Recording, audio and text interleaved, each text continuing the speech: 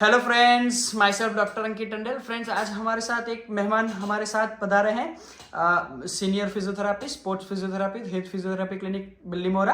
आज उनसे थोड़े बहुत सवाल हम करेंगे। काफ़ी हमारे जो कन्फ्यूजन है वो हम इससे दूर कर पाएंगे।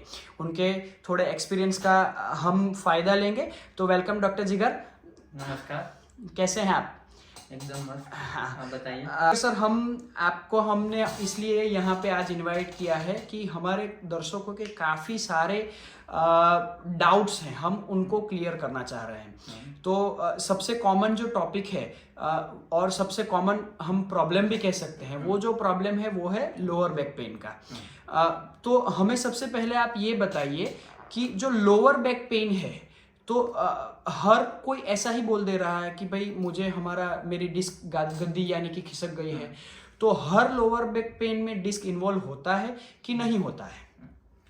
बैक पेन आज बहुत कॉमन चीज़ है, बहुत लोगों पे होता है और उसमें बहुत सी चीज़ें ध्यान रखनी चाहिए। हर एक बैक पेन सीरियस भी नहीं होता और आपको हर एक को इग्नोर करना भी नहीं होता, क्योंकि आगे जाके वो बढ़ सकता है। तो पहले से उसको वहीं पे रोक दे तो आपके लिए आगे की लाइफस्टाइल के लिए, आपकी जीवन शैली के लिए काफ़ी अच्छा रहेगा वो सारी चीज़ें। तो हर एक चीज़ वो डिस्क का नहीं होता। ज़्यादातर बैक पेन वो नॉन मैकेनिकल बैक पेन होते हैं, या कई बार हमारे जॉइंट्स की वजह से, मसल्स की वजह से, हमारे एक्टिविटीज़, पोस्चर, बहुत सारे रीज़न होते हैं। हर बार डिस्क का रीज़न नहीं होता है। ओके। सर, क्या आप हमें ये बता पाएंगे कि जो एमआरआई होता है वो ज़्यादातर पेशेंटों में ऐसा दिखाता है कि भाई उनको L4 L5 का डिस्क बल्ज हो गया है या फिर डिस्क हर्निएट हो गया है? तो वो जो है, तो एमआरआई क्यों हर ऑलमोस्ट 9 आउट ऑफ 10 पेशेंट में डिस्क का कुछ ना कुछ दिखाता है? पहले तो ज़्यादातर डिस्क का कौन से लेवल का आता है, तो L4 L5 L5 ज़्यादातर होता है, क्योंकि वहाँ मोबिलिटी हमारी ज़्यादा होती है। ठीक है। दूसरी चीज़ कि वो क्यों होता है, तो अभी रिसर्च बहुत सारे हो चुके हैं जो बताते हैं कि नॉर्मल इंडिविजुअल में भी एक एज के बाद देखेंगे तो वो डिस्क उसमें दिखाता है। हमारे जो डेली एक्टिविटीज़ है उसमें हमेशा वेयर एंड टेयर प्रोसेस रहता ही है, तो हल्का सा डिस्क बजाना वो नॉर्मल चीज़ है। आपको पेन नहीं होगा, आप चेक करवाओगे फिर भी आ सकता है। तो हमको वो एमआरआई में लिखा होता है कि उसको क्लिनिकली हमको को रिलेट करना पड़ेगा, जो आपका सिम्टम्स जा रहा है, नर्व्स दब रही है, उसी लेवल पे है, वो दोनों चीज़ों को मैच करके फिर डिसीजन लेना होता है कि एग्जैक्ट उसका ही है या पेन भले इसमें दिखा रहा है कि डिस्क का इश्यू है, लेकिन कई बार वो पेन करता नहीं है। नॉन पेन होने का रीज़न कुछ और ही निकलता है। तो वो हमको पूरा डिपेंड रहना पड़ेगा उसका क्लिनिकल असेसमेंट के ऊपर। ओके सर, यानी कि जो आपने हमें बताया वो आप ये कहना चाह रहे हैं कि जो एक्यूट डिस्क लीजन होता है और क्रोनिक, वो दोनों में थोड़ा सा डिफरेंस है। यानी कि एमआरआई में जो डिस्क दिखा रहा है वो शायद क्रोनिक हो, अभी का जो बैक पेन है वो उसकी वजह से नहीं होता रहा है। एक्यूट में ज़्यादातर पहले हमको हिस्ट्री रिवील करना पड़ेगा, वो आपको दिखा देगा वेट लिफ्टिंग का, या कहीं भी गिर गए कुछ भी हो, या एक्यूट में सिम्टम्स भी बहुत ज़्यादा सीवियर पेन के होते हैं, पेशेंट का डिस्कम्फर्ट ज़्यादा होता है, एक्टिविटीज हैम्पर होती है। क्रोनिक केस में वो धीरे धीरे बढ़ता है और बाकी सारे बहुत सी चीज़ें आप क्लिनिकली एसेस कर सकते हो, जिससे पता चल जाएगा कि एग्जैक्टली डिस्क का है या नहीं है। तो आपको मेनली क्लिनिकली फोकस करो और उसको फिर एमआरआई से रिलेट करो। ऐसा नहीं कि एमआरआई में दिखा दिया और आप मान लो। परफेक्टली सही सर। सर, दूसरा एक और सवाल है, यानी कि थोड़ा सा कंफ्यूजन है। जो पायरिफॉर्मिस सिंड्रोम रहता है और जो एक्चुअल साइटिका रहता है कि साइटिक नस का जो दबना है, तो दोनों में डिफरेंस क्या है? और हमारे जो पेशेंट हैं या फिर हमारे जो भी क्लाइंट हैं, वो उसको आइडेंटिफाई कैसे करें कि उनको एक्चुअली में साइटिका है या फिर वो पायरिफॉर्मिस मसल की वजह से है? साइटिका पहले तो एक जनरलाइज्ड टर्म है। हमारी बॉडी में एक साइटिक नर्व होती है जो जब भी इम्पीच होती है, दब जाती है, जो पेन, जो रेडिकुलर, जो पैरों में दर्द जाता है, उसको साइटिका बोलते हैं। तो उसके रीज़न वो एक सिम्टम्स है। रीज़न बहुत कुछ भी हो सकता है। आपकी डिस्क की वो नर्व कंप्रेस करेगी तो वो उसको प्योर साइटिका बोलते हैं। बाकी हर चीज़ में कि जो सिम्टम्स ऐसा आएगा, कई बार ग्लूट्स के ट्रिगर पॉइंट से आएगा, पेरिफॉर्मिस सिंड्रोम की वजह से आएगा, हैमस्ट्रिंग के ट्रिगर पॉइंट से आएगा, ठीक है, ऐसा जॉइंट की वजह से, तो बहुत सारे और रीज़न भी हो सकते हैं। तो उसको हमको रूल आउट करने पड़ेगा। तो इसीलिए वो साइटिका और स्यूडोसाइटिका टर्म्स डेवलप हुए हैं। तो हमको प्रॉपर डायग्नोसिस चाहिए, उसके हिसाब से मैनेजमेंट कर सकते हैं। और सर, ये जो आपने अभी स्यूडोसाइटिका बोला, जो पायरिफॉर्मिस की वजह से हो रहा है, उसके बारे में थोड़ा सा ब्रीफली बताएंगे कि वो कैसे होता है? जैसे हमारी जहाँ से नर्व रूट्स होते हैं, जहाँ से साइटिका नर्व ओरिजिनेट होती है स्पाइन से डिस्क है, उसके बाद वो ट्रैवल रूट करती है, तो वहाँ एक पेरिफेरल मसल्स के नीचे होकर निकलती है। जब वो मसल्स के ओवर टाइट होने से या उस पर कंप्रेशन मसल्स की वजह से होता है, तब उसको हम पेरिफेरल सिंड्रोम बोलते हैं, क्योंकि वो वहाँ पे जो कल्प्रेट है वो पेरिफेरल मसल्स हैं।